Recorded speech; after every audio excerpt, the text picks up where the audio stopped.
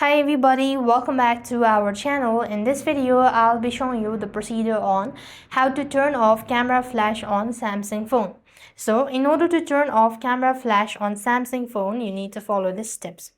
First thing first, you want to open up the camera on your device, and when you go to this section, what you need is you just need to open the camera flash bulbing light. So here you could just click on this icon at the bottom, and then you have these options to actually disable the camera option as well, or go to the gear icon, and then you could see the night light and all sort of options. You could see a flashlight as well. So when you see a flashlight, or you could, if you don't see it, just click on more settings, and you could go ahead and toggle the button for that. And that is how you could turn off camera flashlight on Samsung phone. So likewise, you could also go ahead and explore other options in the settings itself.